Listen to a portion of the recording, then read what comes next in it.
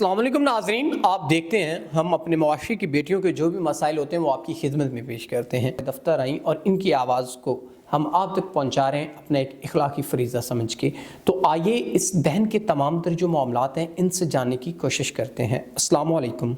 वालेकुम अस्सलाम। अच्छा बहन, मुझे ये बताइएगा कि आपकी ज़िंदगी के क्या मामलात हैं? मेरे वालिदैन वफ़ात पा चुके हैं जो कि अब इस दुनिया में मौजूद नहीं रहे। किस्म की डिमांड करते हैं, इज़्ज़त को नोचने की बातें करते हैं। वो इज़्ज़त के बारे में बात करते हैं, मेरी इज़्ज़त नोचने की बात करते हैं। हत्ता कि उन्हें इस बात का यकीन है कि मेरे वालिदैन अब इस दुनिया में नहीं रहे और मैं घर में अकेली हूँ। वो इस वजह से मेरे साथ गलत किस्म की बातें करने की कोशिश करते हैं। नाज़रीन देखें, हमारा म्यार ज़िंदगी या हमारी सोच का म्यार कितना गिर चुका है कि एक लावारिस और यतीम बच्ची से कि वो इनको नहायत नाज़ेबा अल्फाज में इनको तंग करते हैं, जो कि एक अखलाकी तौर पे भी नहीं और वैसे भी नहीं ठीक।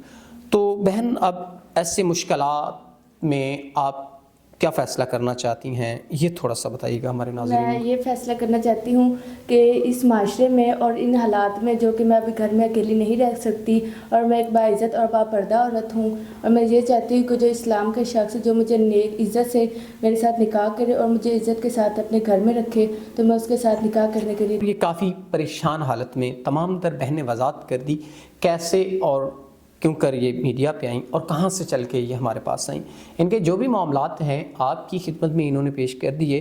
बहन, अगर कोई ऐसा इंसान जो आपको बाहिफाजत आपका मुहाफ़िज़ भी बने और आपके तमाम तर मसाइल को भी हल करे और आपसे निकाह की ख्वाहिश रखता हो, तो क्या आप निकाह करने के लिए राज़ी हैं?